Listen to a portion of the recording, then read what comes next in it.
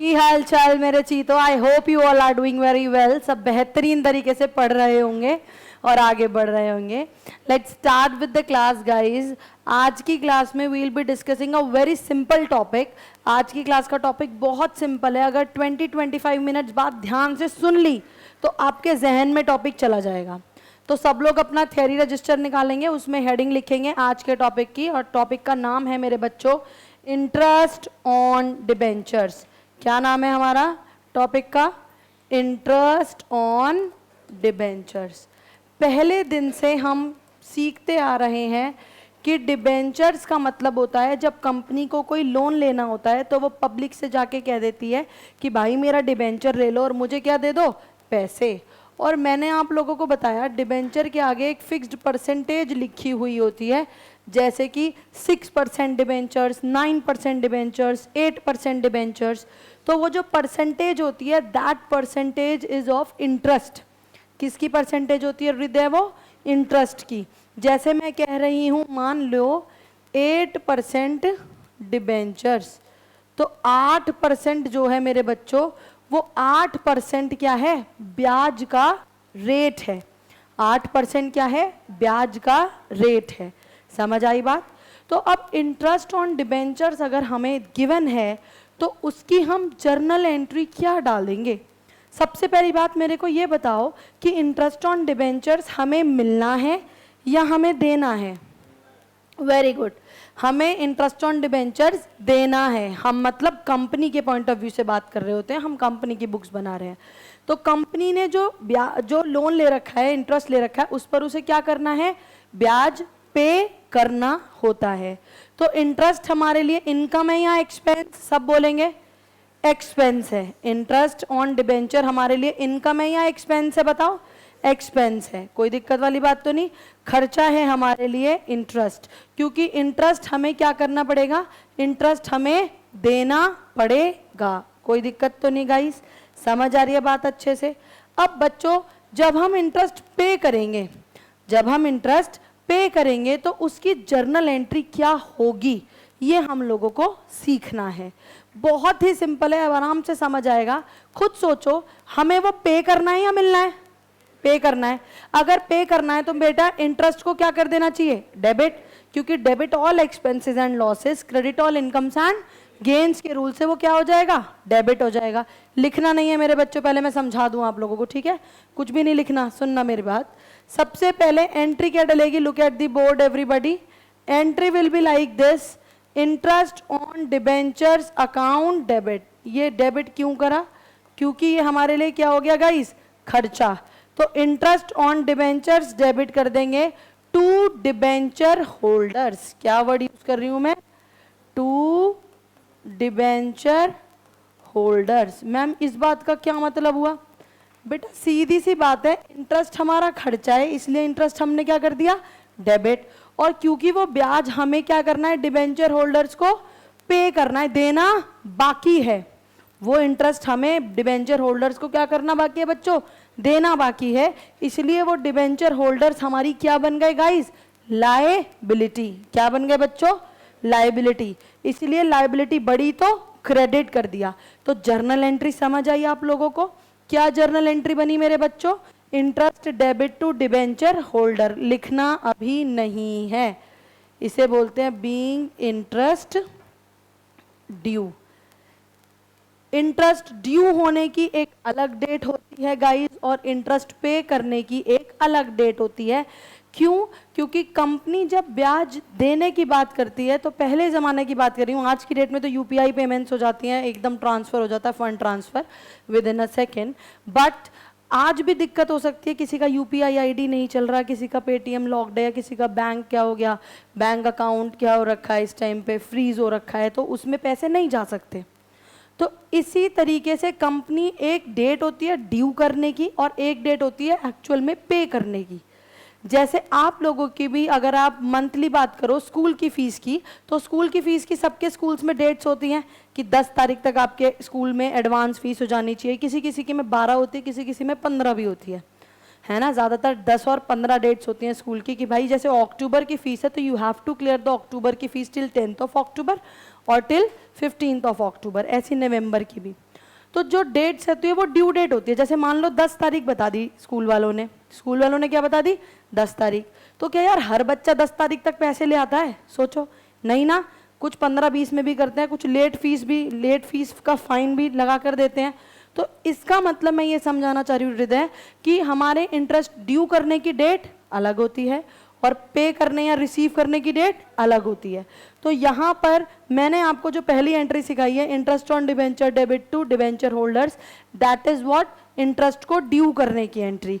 Interest नाम का खर्चा हमने डेबिट कर दिया और डिबेंचर होल्डर नाम की लायबिलिटी हमने क्या कर दी, प्रयाग बढ़ा दी, अपनी बुक्स में रिकॉर्ड कर दिया कि हाँ भाई डिबेंचर के इंटरेस्ट नाम का मेरा खर्चा है और मुझे वो अपने डिबेंचर होल्डर को देना बाकी है। कोई भी दिक्कत तो मेरे को बताओ, यहाँ तक समझ आया सबको? अब जिस दिन हम इसे पे करेंगे दिशा, जिस दिन हम इसे पे करेंगे उस दिन जर्नल एंट्री क्या डल जानी चाहिए? सोचो, जो ये डिबेंचर होल्डर नाम की लायबिलिटी हमने क्या करी है, रिकॉर्ड करी है, इसे क्या कर देंगे, डेबिट, खत्म। और मेरे पास से क्या चला जाएगा बताओ, कैश या बैंक, है ना। तो एंट्री क्या डलेगी, डिबेंचर, लिखना नहीं है मेरे बच्चों, अभी बिल्कुल भी नहीं लिखना, debenture holders account debit, very nice, debenture holders account debit to bank account. We will usually use the word bank in case of share capital and debentures, है ना, सबको पता है। कंपनी की अकाउंटिंग में हम ज्यादातर बैंक वर्ड यूज करते हैं। Being interest paid, please tell me, यहां तक किसी को कोई दिक्कत तो बताइए।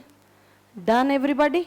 ये दोनों एंट्रीज में कोई दिक्कत? मैम सीधी एंट्री ना डाल देती, इंटरेस्ट टू बैंक, नहीं डाल सकती, अभी बताया मैंने, क्योंकि ड्यू करने की डेट और पे करने की डेट क्या होती है, अलग अलग होती है। तो कंपनी एक एंट्री तो डाल देती है कि भाई साहब मुझे इंटरेस्ट देना बाकी है डिबेंचर होल्डर्स को। और ऐसा होता है प्रैक्टिकली, पहले जमाने की बात करते हैं, पहले जमाने में क्या होता था कि कंपनी क्या करती थी, इंटरेस्ट बता देती कि भाई मेरे पास इंटरेस्ट है, तुम लोग ले लेना, और उस इंटरेस्ट को वो क्या करती थी बच्चा, वो चेक काट के दे देती थी, वो चेक काट के भेज देती थी by post, by post cheque काट के वो लोगों को भेज देती थी। मान लो A to Z debenture holders को, उनके भाई वो 4-4, 5-5, 10-10, 15-15 दिन में तो उन लोगों के पास पहुंचता था चेक। अगर चेक पहुंच गया तो जरूरी है बंदा उसी दिन बैंक में लगा दे? नहीं। मान लो दिवाली के टाइम पे पहुंचा, सारे बैंक बंद है 4 दिन, तो क्या होगा बताओ, दिवाली के बाद ही तो डालेगा। तो इसका मतलब वो चेक काटने की डेट तो अलग है और वो चेक से जब एक्चुअल में पेमेंट डेट है वो क्या हो जाएगी, अलग। इसलिए यहाँ 2 एंट्रीज डलती हैं, एक ड्यू होने की और एक पे होने की। बताइए कोई दिक्कत, कोई परेशानी? बट आप अभी क्वेश्चन में सेम ही डेट पे दोनों काम कर रहे होगे तो परेशान मत होना। यहाँ क्वेश्चन में तुम सेम ही डेट पे एंट्रीज डालोगे क्योंकि बेटा there are n number of debenture holders. अगम A to Z बहुत सारे डिबेंचर होल्डर्स हो सकते हैं। जैसे आपके स्कूल में बहुत सारे बच्चे हो सकते हैं, हो सकता है 60% की फीस 10 तारीख तक आ जाती हो, बाकी 20% की फीस 15-20 तारीख तक आ जाती हो और बचे हुए 20% तो 2-3 महीने बाद ही पैसे देते हो। तो इसी सेम सिचुएशन को यहाँ लगाया जाएगा कि ड्यू और पेड का डिफरेंस होता है। तो आपको याद रखना पड़ेगा, पहले ड्यू होगा फिर पे होगा। बट क्योंकि एक एक डिबेंचर होल्डर की आपको वो एक्सप्लेनेशन नहीं दे सकता, तो इसलिए उसकी डेट सेम ही रहेगी क्वेश्चन में। अगर 31 मार्च है तो दोनों की 31 मार्च ही डेट होगी। तो आप ये मत सोचना कि हे एक ही डेट पे 2 एंट्री डाल रहे हैं, इससे अच्छा तो सीधी एंट्री डाल दो। मैंने तुम्हें प्रैक्टिकलिटी बता दी कि practicality is different, but theoretically you will be writing these 2 entries on the same date. Clear to you all people? Entries में कोई दिक्कत है तो बताओ यहाँ तक, पक्का अच्छे से? अब इसी में हमें क्या करना है, हमें इसी में एक पॉइंट छोटा सा ऐड करना है। मैंने यहाँ कॉन्सेप्ट तो तुम्हें बता दिया सौम्य कि इंटरेस्ट डेबिट हो गया क्योंकि खर्चा है, डिबेंचर होल्डर क्रेडिट हो गया क्योंकि डिबेंचर होल्डर्स नाम की हमारी क्या हो गई बच्चा, लायबिलिटी हो गई। कोई दिक्कत तो नहीं? तो हमने एंट्री डाल दी क्या, debenture interest to debenture holder. फिर जब हम पे करेंगे तो डिबेंचर होल्डर नाम की लायबिलिटी हमने पे कर दी, इसलिए लायबिलिटी बढ़ती है तो क्रेडिट, घटती है तो डेबिट, इसलिए डिबेंचर होल्डर हमने डेबिट कर दिया। और बैंक से पैसा चला गया तो बैंक से पैसा चला गया, इसलिए बैंक कर दिया क्रेडिट। कोई प्रॉब्लम तो नहीं? अब यहीं पर हम एक छोटी सी बात और समझेंगे, इसलिए बहुत ध्यान से देखेंगे सब यहाँ पर कि हमारी एंट्रीज कैसे डलेगी। एक छोटी सी बात, और वो क्या है, एक टैक्स है। समझना पूरा सिनेरियो, बड़े मजे में समझ आएगा। बेटे ये है आपकी कंपनी, भूमिका ये क्या है बेटा, कंपनी, मतलब ये हम है, हम इसी की अकाउंटिंग कर रहे हैं ना, तो ये क्या है, कंपनी, हम है। अब कंपनी के भी क्या है बच्चों, डिबेंचर होल्डर्स हैं, है ना प्रियल, ये क्या है, डिबेंचर होल्डर्स है। अब इनके हाथ पांव मत ढूंढने लग जाना कि मैडम ये तो हाथ पांव कैसे आएंगे। ये डिबेंचर होल्डर्स है, मान लो A to Z। अब A to Z मतलब समझते हो ना, there can be n number of debenture holders. अब कंपनी इन्हें क्या देती है, मान लो टोटल 1 लाख डिबेंचर्स, 1 लाख रुपए के डिबेंचर्स थे, ठीक है, लक्ष्य, और एक डिबेंचर का परसेंटेज था 8%।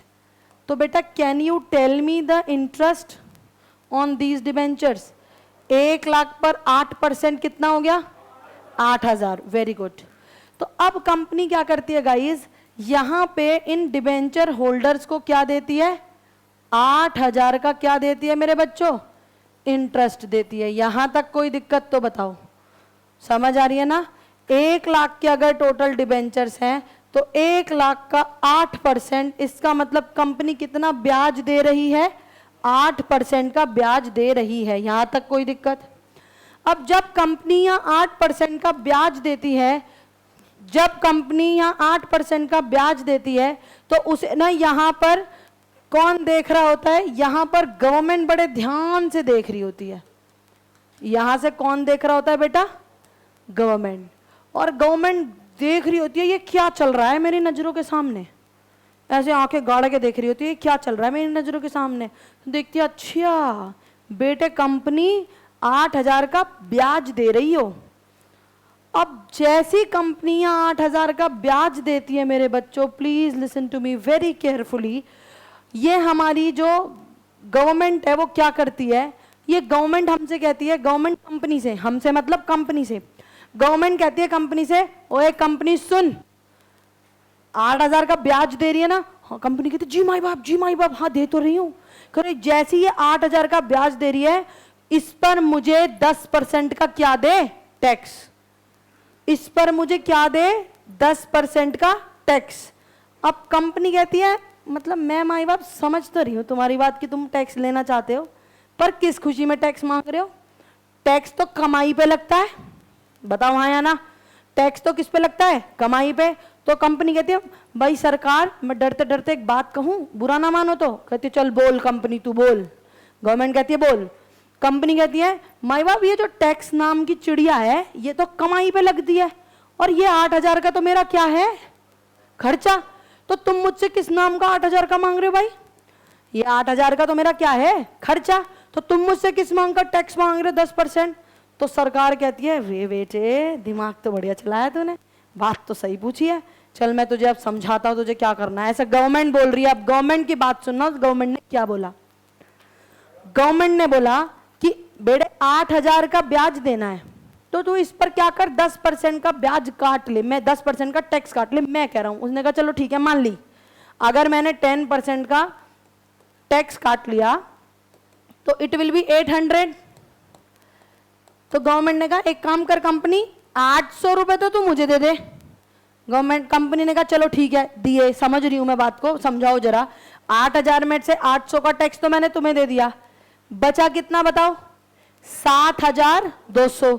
तो गवर्नमेंट ने बोला कि कंपनी एक काम कर 10% तो तू मुझे दे दे, 10% तो तू क्या कर दे, टैक्स मुझे दे दे, और जो बाकी का बचा 7200 उतने की तू इन सब पे वर्षा कर दे। वर्षा कर दे मतलब कि जो पैसे डिबेंचर होल्डर्स को तुझे ब्याज देना है वो तू क्या कर, 10% का टैक्स काट कर दे दे। अब तुम कहोगे बात तो समझ नहीं आ रही, ये क्या बात है, जब कंपनी की कोई कमाई नहीं हो रही तो टैक्स किस बात का। अब समझना तुम गवर्नमेंट के पॉइंट ऑफ व्यू से बात, कमाई इस सिचुएशन में, दिमाग खोल के जवाब देना मुझे एक एक बच्चा ऑनलाइन, बेटे कमाई इस सिचुएशन में कंपनी कर रही है या डिबेंचर होल्डर कर रहे हैं, बहुत बढ़िया, किसके जेब में पैसा जा रहा है? डिबेंचर होल्डर के पास। अब गवर्नमेंट के पॉइंट ऑफ व्यू से सोचना शौर्य, गवर्नमेंट को इस 8,000 की जो ये कमाई इनके जेबों में जा रही है A to Z के, गवर्नमेंट को A के पास जाके टैक्स लेना पड़ेगा, फिर B के पास जाके टैक्स लेना पड़ेगा, फिर C के पास जाएगी, फिर D E F ब्ला ब्ला ब्ला करके Z तक। मतलब हर एक इंडिविजुअल के पास उसे टैक्स लेने जाना पड़ेगा। बोलो हाँ के ना? हाँ। क्यों? क्योंकि हर एक की जेब में, किसी ने अगर 1 डिबेंचर लिया है तो 8 रुपए का ब्याज मिल रहा होगा, किसी ने अगर 100 डिबेंचर लिए हैं तो उसे 800 रुपए का ब्याज मिल रहा होगा। एज द केस में भी जिसने जितने डिबेंचर लिए हैं उसे उतनी कमाई हो रही होगी, और गवर्नमेंट को जाके उस पर क्या लगाना पड़ेगा? टैक्स। मिस्टर ए 1 डिबेंचर लिया था, लाओ 8 रुपए, 8 रुपए पे 10%, 0.8। अच्छा मिस्टर बी 2 डिबेंचर थे, लगाओ 16 रुपए पे 10%, 1 रुपए 6 पैसे 60 पैसे, लाओ दो मुझे 1 रुपए 60 पैसे। इस तरीके से टैक्स लगाना पड़ता A B C D E F G H सबके पास जाके मांगना पड़ता। ऐसे में डिफॉल्टर्स ज्यादा हो जाएंगे कम? एग्जैक्टली। जब बार बार लोगों से मांगने जाएगी तो हो सकता है कोई डिफॉल्टर पैसा देने के चक्कर में भाग जाए। समझ रहे हो? ना दे टैक्स। तो गवर्नमेंट ने कहा भाई साहब मैं इतनी सरदर्दी क्यों पालूं, चिंदी चोरी क्यों करूं, ये टुकड़ों टुकड़ों में जा जाके ले A B C D E, एक आधा नहीं मिला तो मैं वैसे ही परेशान। इसलिए उसने क्या किया, उसने उस इनकम की सोर्स को ही पकड़ लिया। उसने इस इनकम की किसे पकड़ लिया? सोर्स को। उसने कहा कंपनी सुन मेरी बात, 8,000 की कमाई है तो डिबेंचर होल्डर की, पर उस कमाई की सोर्स कौन है? सोर्स मतलब उसका ओरिजिन। उसका ओरिजिन कौन है? कंपनी, तू। इसलिए मैं तो सोर्स से ही पैसे काट लिए। उसने बोला भाई साहब 10% यहीं से काट ले। और पता है इस टैक्स का नाम क्या है मेरे बच्चों? इस टैक्स का नाम बोला गया टैक्स डिडक्टेड एट सोर्स, जिसे आपने सुना होगा TDS, और आप TDS ही बोलेंगे, यही अलाउड है, कोई शॉर्ट फॉर्म नहीं है, ये TDS ही पूरा नाम होता है। पूरी फुल फॉर्म मैंने आपको बता दी, टैक्स डिडक्टेड एट सोर्स। अब जिस पॉइंट ऑफ व्यू से मैं तुम्हें समझाने जा रही हूं वो समझना। कंपनी को कितना ब्याज देना था? बोलिए 8,000। इस केस में 8% 8,000। उसने क्या किया सौम्य? 8,000 में से 800 रुपए तो किसकी जेब में भेज दिए? गवर्नमेंट की जेब में। और 7,200 बचे हुए किसकी जेब में भेज दिए? डिबेंचर होल्डर की जेब में। क्या कंपनी के कोई दर्द है?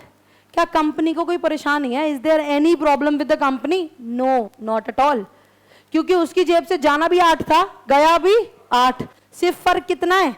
800 एक जगह चला गया और 7,200 दूसरी जगह। जो 800 रुपए मेरी जेब से एक जगह जाने थे वो 2 जगह बाइफरकेट हो गए। कंपनी को कोई प्रॉब्लम वाली बात नहीं है। समझ आई बात? गवर्नमेंट को कितना टैक्स मिलना चाहिए था? 800। क्या गवर्नमेंट को टैक्स मिल गया? यस। गवर्नमेंट को भी कोई दिक्कत नहीं आई।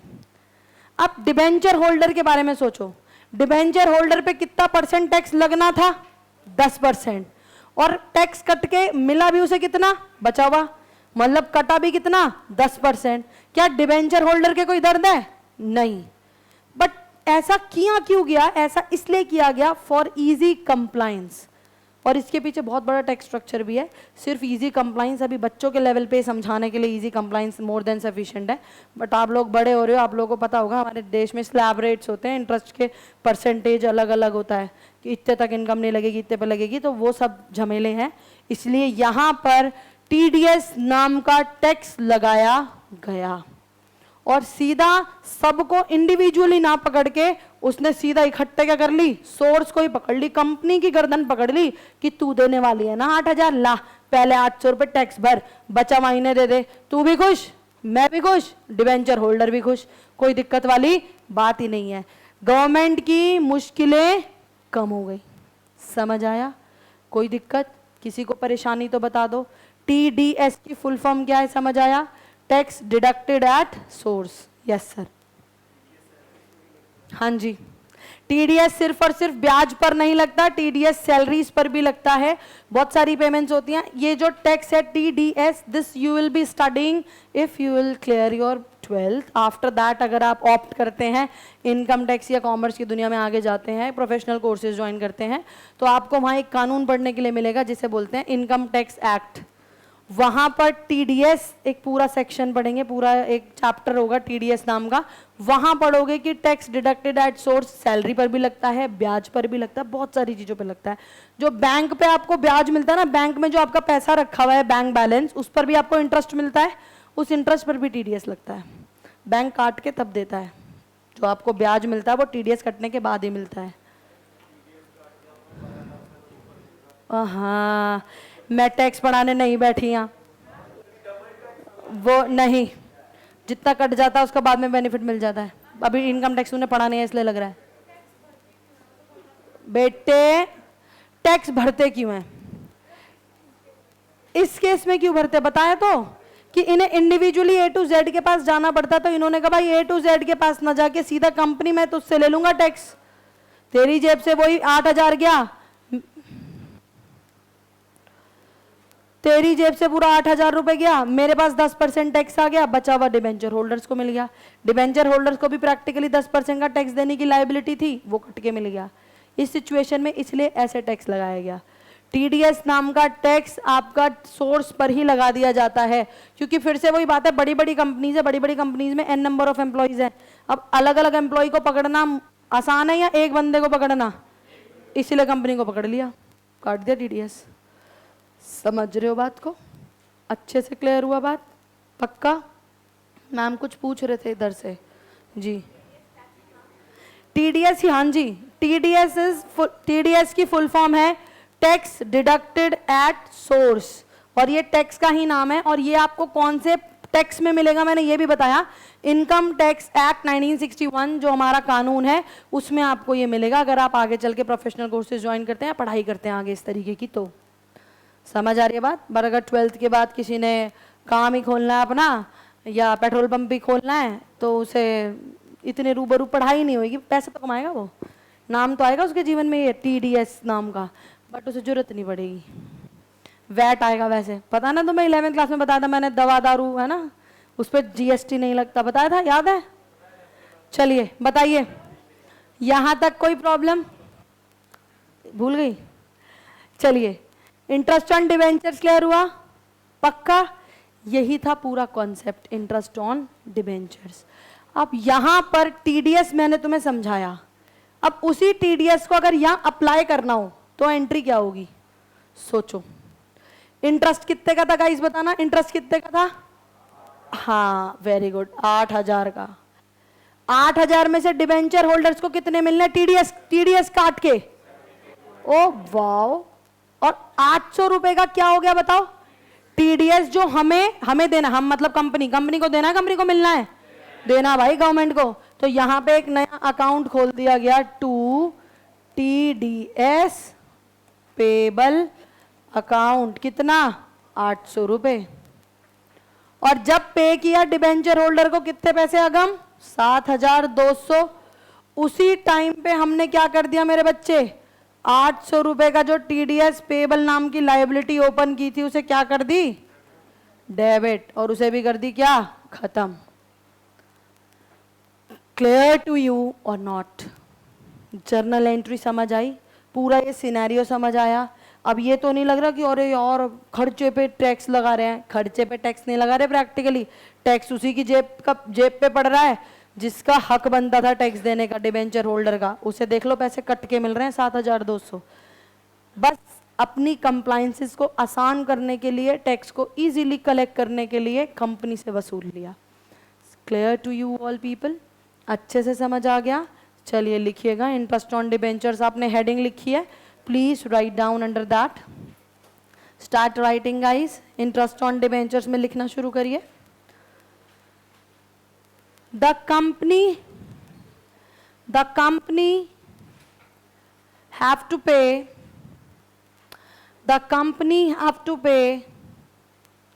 interest on debentures. The company have to pay interest on debentures at a prescribed rate yearly, YEARLY, yearly, और semi annually, SEMIANNUALY, semi annually, और quarterly, QUARTERLY, quarterly, full stop. मतलब company की मर्जी होती है मेरे बच्चों कि वो ब्याज साल में एक बार दे, या साल में 2 बार दे, या साल में 4 बार दे। क्वार्टरली मतलब 3-3 महीने के गैप पे 4 बार। मैम हर महीने भी दे सकती है, बिल्कुल दे सकती है, कंपनी की अपनी मर्जी होती है। बट जो आपको मोस्टली पेपर में मिलता है दैट इज एनुअली, और सबसे ज्यादा जो मिलता है वो मिलता है सेमी एनुअली, मतलब साल में 2 बार ब्याज दीजिए। समझ आया? कोई प्रॉब्लम तो नहीं? ऐसे में एंट्रीज क्या डलेंगी ये आपके सामने है। फटाफट से हेडिंग लिखो, अकाउंटिंग ट्रीटमेंट, इसी के नीचे लिखो अकाउंटिंग ट्रीटमेंट, या जर्नल भी लिख सकते हो, अकाउंटिंग ट्रीटमेंट या जर्नल। उसमें पहला पॉइंट लिखो इंटरेस्ट ड्यू, और उसकी जर्नल एंट्री डाल दो ये रही, और सेकंड लिखो इंटरेस्ट पेड, और उसकी भी एंट्री डाल दो। ये मैंने बना दिए 2 पॉइंट्स, प्लीज ये 2 पॉइंट्स बनाइए और फटाफट से अपनी एंट्रीज पूरी कीजिए। इंटरेस्ट ड्यू और इंटरेस्ट पेड, और एंट्रीज आपको अच्छे से मैं एक्सप्लेन कर चुकी हूँ, मेरे ख्याल से कोई दिक्कत वाली बात अब आप लोगों के लिए नहीं है। टीडीएस का रेट यूजुअली इंटरेस्ट पे 10%। हाँ जी, क्वेश्चन में गिवन होगा टैक्स का रेट आपको, ठीक है। बस मैं एक लिखते जाओ, मैं बस आपसे एक चीज पूछना चाहती हूँ, कॉमन सेंस। बेटा ये 8% डिवेंचर्स हैं, ठीक बच्चा, और मैं कहती हूँ ये 2 बार मुझे साल में 2 बार पे करना है ब्याज, तो 8% 2 बार पे करोगे, या 6-6 महीने का 4-4? Oh very good, brilliant minds हैं यार तुम्हारे।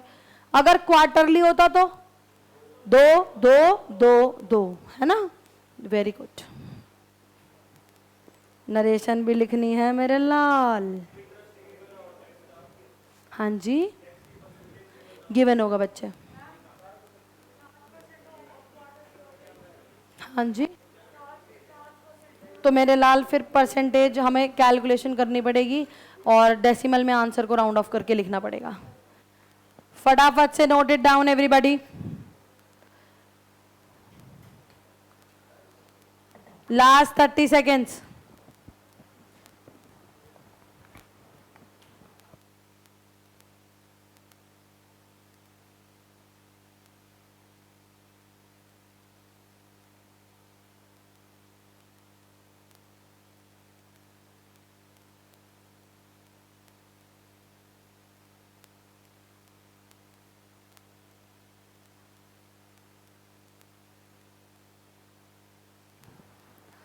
आई होप सबने लिख लिया होगा।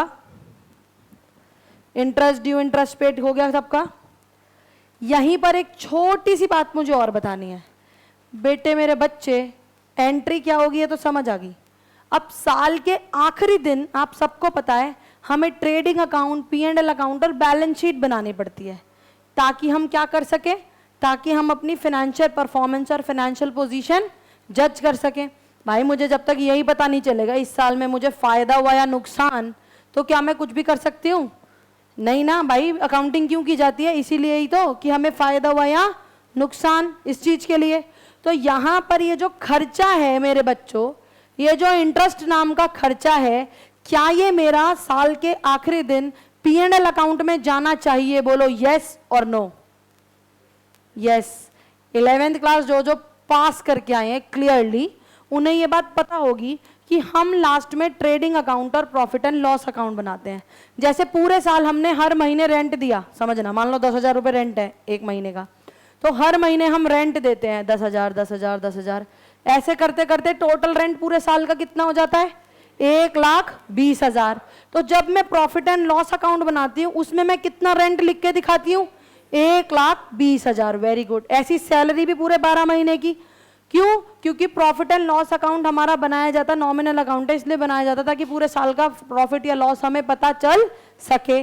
सेम इसी तरीके से मेरे बच्चों ये जो ब्याज है इसे आपको साल के आखिरी दिन ट्रांसफर करना होता है, मतलब at the end of the year, third point आएगा, at the end of the year, मतलब साल के आखिरी दिन 31 मार्च को क्या किया जाएगा, ये जो इंटरेस्ट है इस कौन से अकाउंट में डाला जाएगा गाइस, एसपीएल में। मैम एसपीएल क्यों, पी&एल में डालो ना। अरे यार, कंपनी के लिए पी&एल अकाउंट क्या होता है, SPL, statement of profit and loss, इसीलिए यहां पर एंट्री डल जाती है मेरे बच्चों, मेरे बालकों, मेरे चीतों, SPL debit to interest on debentures. और टोटल कितना खर्चा था मेरे चीतों, पूरा का पूरा 8,000।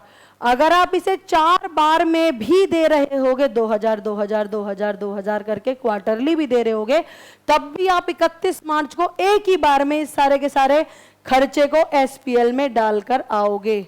Being interest transferred to SPL. क्यों किया जाता है, क्योंकि जब तक आप सारा का सारा खर्चा पी&एल में नहीं डालोगे, तब तक आपका करेक्ट प्रॉफिट और लॉस कंपनी कैलकुलेट नहीं कर सकती। इसीलिए लास्ट में जितना भी पूरे साल का ब्याज होगा उसे उठाकर आप कौन से अकाउंट में डालोगे, चेक कर लो, एसपीएल में।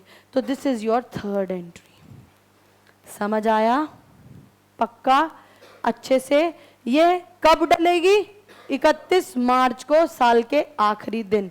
चाहे आप एक बार में पेमेंट करो, चाहे आप 2 बार में करो, चाहे 4 बार में करो, घंटा फर्क नहीं पड़ता।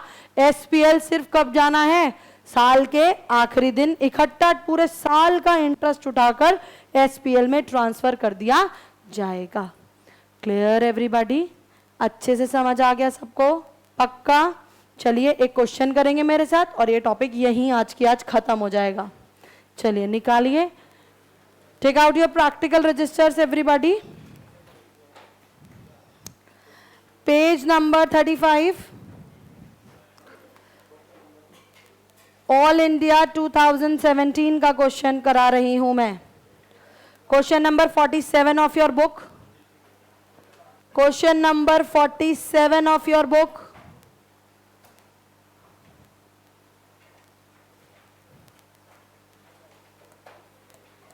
Question 47, page 35, and this is all India 2017। आगे पेपर में जा चुका है गाइस।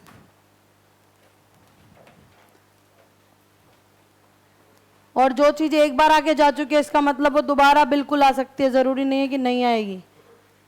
ये टॉपिक और जो पिछला टॉपिक मैंने तुम्हें कराया ना रिडम्पशन वाला, on the basis of redemption की फ्यूचर का लॉस दिख रहा है क्या, वो दोनों मर्ज होके देखो एक साथ कितनी खूबसूरती के साथ 6 नंबर में आ गई। ध्यान से देखिए, all India 2017 question number 47 is in front of you guys, please read.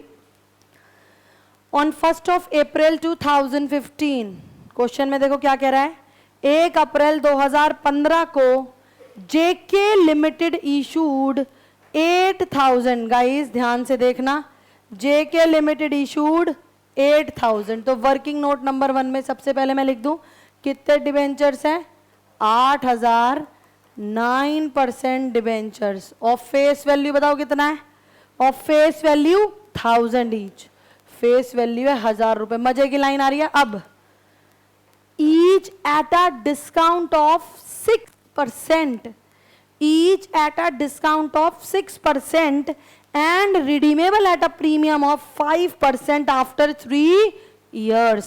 हाँ भाई सौम्य, इशू प्राइस बता दे मेरे को बेटा। कह रहा है issued at a discount of 6%, issued at a discount of 6% and redeemable at a premium of 5% after 3 years। 1000 रुपए फेस वैल्यू है। हमेशा जो परसेंटेज होती है, चाहे प्रीमियम की हो, चाहे डिस्काउंट की हो, चाहे इंटरेस्ट की हो, अपने बल्ले गांठ बांध लो एक बात, please listen to me very carefully everybody. चाहे डिस्काउंट का परसेंटेज हो, चाहे प्रीमियम का परसेंटेज हो, चाहे प्रीमियम ऑन रिडम्पशन का परसेंटेज हो, चाहे ब्याज का परसेंटेज हो, सारे के सारे परसेंटेजेस सिर्फ और सिर्फ किस पे लगेंगे, फेस वैल्यू पे। समझ आ रही है, सारे के सारे परसेंटेज किस पे लगेंगे? फेस वैल्यू पे। तो यार इशू प्राइस वो कह रहा है 6% का डिस्काउंट, तो 1000 का 6% कितना हुआ? 60 रुपीज। तो इसका मतलब इशू प्राइस कितना हो गया? 940। Done everybody. Redemption price check करो। करेक्ट, कह रहा है 5% का प्रीमियम। 5% का प्रीमियम मतलब 50 का प्रीमियम, तो 1050 रिडम्पशन प्राइस हो गया। यहां तक कोई प्रॉब्लम तो नहीं है, इजी है चीजें, है ना बेटे? ये हमारा पिछला कॉन्सेप्ट और ये नया कॉन्सेप्ट मिलके 6 नंबर में आया हुआ है पेपर में, इसलिए प्लीज फोकस। कह रहा है हमने डिस्काउंट दे दिया आफ्टर 3 इयर्स, हमने प्रीमियम दे दिया 5% का। The company closes its book on 31st of March every year. ये नहीं भी लिखा होता तो भी आपको पता है हम फाइनेंशियल ईयर फॉलो करते हैं। आगे कह रहा है मेरे बच्चों, interest on 9% debentures is payable on 30th of September and 31st of March every year, and the rate of tax deducted at source is 10%. Guys, interest एक बार दे रहे हो या 2 बार दे रहे हो? एक बार 30 सितंबर, एक 31 मार्च। Please read the next line. What is the requirement of the question, guys? Pass necessary journal entries for the issue of debentures and also for the interest for the year ended 31 March 2016।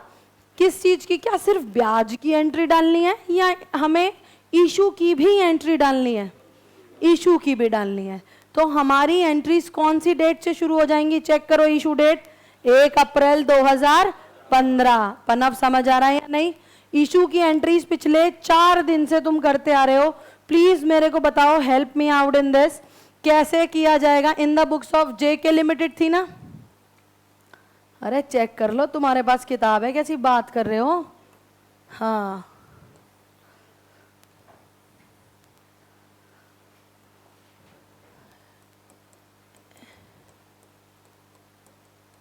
In the books of JK limited क्या बना रहे हो?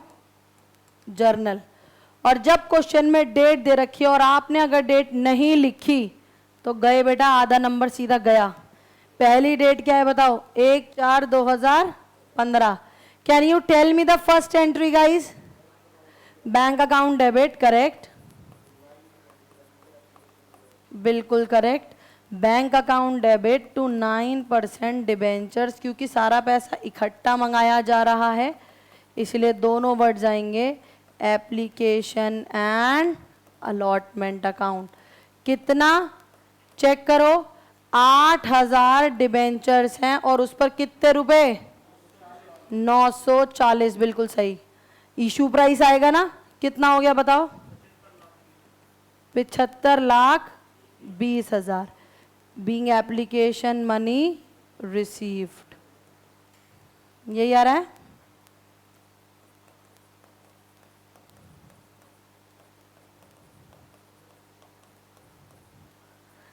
यहां तक किसी को कोई दिक्कत तो बताइए प्लीज। सबको क्लियर है? Stop writing guys. Second entry में तो सारा कमाल ही है, पूरे क्वेश्चन का क्रक्स तो सेकंड एंट्री पकड़ लेती है, तुम्हें पता है। 1/4/15 को जल्दी बताओ क्या होगा? ये डिबेंचर, एप्लीकेशन एंड अलॉटमेंट तो कैंसिल हो जाएगा, है ना? 9% debenture, application and allotment account, कितना? Debit 75,20,000 to 9% debentures. और डिबेंचर्स में हमेशा क्या जाती है भाई साहब? Face value. तो यहां पर हो जाएगा टू 9% डिबेंचर्स, कितनी फेस वैल्यू जाएगी हृदय? कितने उस पे 8,000 पे 1000, हाँ या ना? 80 लाख। तो मेरे बच्चों, और दूसरा तरीका क्या था याद है क्या? आज की डेट में लॉस ऑन इशू भाई, 80 लाख के डिबेंचर तुम कितने में पकड़ा के आ रहे हो? 75,20,000 में। तो 4,80,000 का तुमने क्या दे रखा है? डिस्काउंट दे रखा है, बोलो हाँ या ना? 4,80,000 का क्या दे रखा है? डिस्काउंट। तो मेरे बच्चों, ये तो डिस्काउंट अभी के अभी का नुकसान है। क्या फ्यूचर में तुम्हें कोई नुकसान दिख रहा है? क्या फ्यूचर में कोई नुकसान दिख रहा है? कितने रुपए का एक डिबेंचर पे? कितने रुपए का? ये रहा ना 1000 का डिबेंचर तुम कितने में वापस कर रहे हो? 1050 में। तो एक डिबेंचर पे तुम कितने का नुकसान उठा रहे हो? लक्ष्य 50 रुपए। तो 8000 पे 50 का क्या है? वो प्रीमियम ऑन रिडम्पशन। फ्यूचर के प्रीमियम को ऐसे कह सकती हूं मैं कि मुझे फ्यूचर में ये वापस करना बाकी है, बोलो हाँ या ना। तो जो पैसा मुझे फ्यूचर में देना है वो क्या है? Premium on redemption. कितना हो गया बताओ? 8000 पर 50 कितना आया बोलो? करेक्ट। तो फ्यूचर में होने वाले लॉस को आज ही क्या करके चलो? रिकॉर्ड करके चलो। यही पढ़ा था आप लोगों ने, बताओ बोलो हाँ या ना। तो loss on issue of debentures क्या सिर्फ 4 लाख होगा मेरे बच्चों? बिल्कुल भी नहीं। 4,80,000 तो डिस्काउंट है और 4 लाख क्या है? Premium on redemption. तो टोटल वैल्यू क्या है? 8,80,000। किसको इस एंट्री में दिक्कत है? और देख लो बोर्ड्स में आया हुआ है। क्या फ्यूचर में नुकसान दिख रहा था? हाँ। कितने रुपए का? 50। तो 50 इंटू 8,000 प्रीमियम हो गया। और क्या अभी क्या भी नुकसान था? हाँ। कितने रुपए का? 40 रुपए का। 60 का। तो 60 इंटू 80 वो डिस्काउंट में चला गया 480।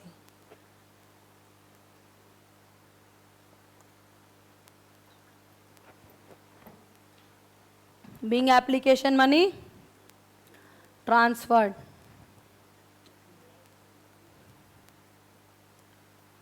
अब फटाफट से बताओ 1 अप्रैल के बाद अप्रैल, मई, जून, जुलाई, अगस्त, सितंबर, अक्टूबर।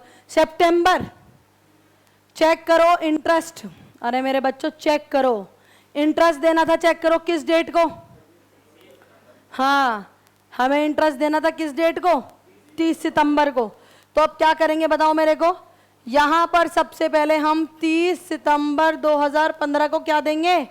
ब्याज देंगे। बोलो हाँ या ना। इंटरेस्ट देने की एंट्री बताएगा हमें अगम। अभी सिखाइए अगम, इंटरेस्ट देने की जर्नल एंट्री बताओ। इंटरेस्ट ऑन डिबेंचर्स अकाउंट क्या हो जाएगा बताओ? Very good. अब पॉइंट आता है कितना? 2। क्या सारा का सारा डिबेंचर होल्डर्स को देना है? टीडीएस भी है? टीडीएस भी है। Very good. To TDS payable account. Very good. To debenture holders account. But the point is interest कितना? किसका? 9%। यही तो बात है सारी। हाँ, 80 लाख का। Very nice. क्योंकि हमेशा क्या सारा 9%? क्या सारा 9% दे दूं? हमेशा फेस वैल्यू पे लगाओगे, समझो बात को। टोटल डिबेंचर्स कितने के मेरे बच्चों?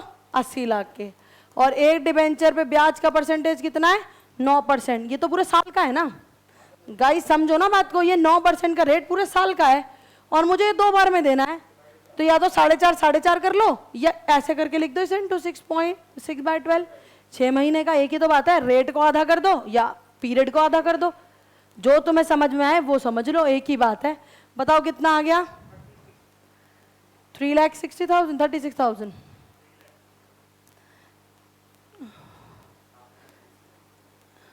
क्या कह रहा है बेटू? कोई दिक्कत तो नहीं? हाँ। अच्छा 80 लाख है, मैं 8 लाख लेके चल रही हूँ दिमाग में। करेक्ट। कोई दिक्कत तो नहीं? यहां तक कोई दिक्कत, कोई परेशानी? अरे अब एंट्री का अमाउंट डालने में तो एक प्रॉब्लम नहीं आनी। देखो क्या आएगी? 3,60,000। इसका टीडीएस, इसका 10% कितना आ गया? क्या ये निकाल के दिखाऊं? समझ गए? समझ गए ना भाई? 3,60,000 का ही तो 10% देकर आओगे टीडीएस। बचा कितना बताओ? और ये 3,24 चला जाएगा किसको? डिबेंचर होल्डर्स को। Being interest due. अब क्या करना पड़ेगा मुझे बताओ? इसी इंटरेस्ट को क्या करना पड़ेगा चीतो? पे इसी सेम डेट को गाइस, इसी सेम डेट को जब पे करोगे तो एंट्री क्या चलेगी? ध्यान से देखो, डिबेंचर होल्डर्स अकाउंट डेबिट 3,24,000। ऐसा जरूरी नहीं है कि टीडीएस आपको ऊपर ही लिखना है, आप नीचे भी लिख सकते हो। TDS payable account debit 36,000 to bank account कितना 3,60,000 बीइंग इंटरेस्ट पेड। क्या क्वेश्चन खत्म हो गया? बिल्कुल भी नहीं। अभी एक बार तो 30 सितंबर को पे हुआ है, अब कौन सी डेट को पे होना है बताओ? 31 मार्च 16 को। कितना पे होना है भाई साहब? यही पे होना है, ऐसी पे होना है, सीधी सीधी यही दोनों एंट्री, 2 कॉपी पेस्ट। मैम यहां डेट लिख दूं? नहीं लिख सकते, नंबर कट जाते पेपर में। सेम भी नहीं लिख सकते बेटू, पूरा कॉपी करके आना है दोबारा। हाँ जी, अगर 4 बार होगा तो 4 ही बार लिखना पड़ेगा मेरे बच्चे, कोई ऑप्शन नहीं है। सेम सेम या डेट्स लिख के नहीं आ सकते, बोर्ड नंबर नहीं देता।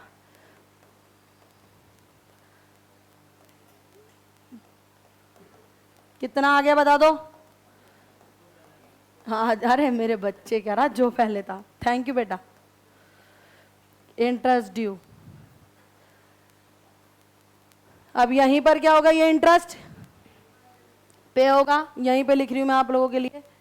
31 मार्च 16 को इंटरेस्ट पे करने की एंट्री यही डलनी है as it is. Debenture holder debit 3,24,000। TDS payable debit 36,000 to bank account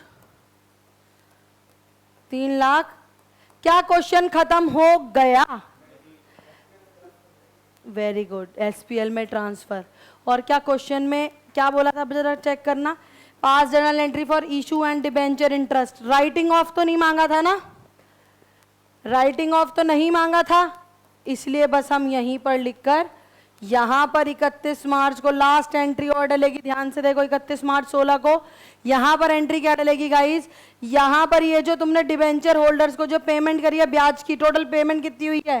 3,60,000 या 3,60,000 इंटू 2 7,20,000। यस, तो टोटल इंटरेस्ट कितना है? 720। कहां ट्रांसफर हो जाएगा? तो एंट्री क्या बनेगी? SPL डेबिट कितना? 720। ये याद रखना, पेपर में जल्दबाजी में तुम इसे 360 लिखाते हो, नंबर काट लेती है टीचर। अगर 2 बार में इंटरेस्ट पे करा है तो ध्यान से देखो, 360 टोटल मिला के 720। तो SPL debit to interest on debentures 7,20,000।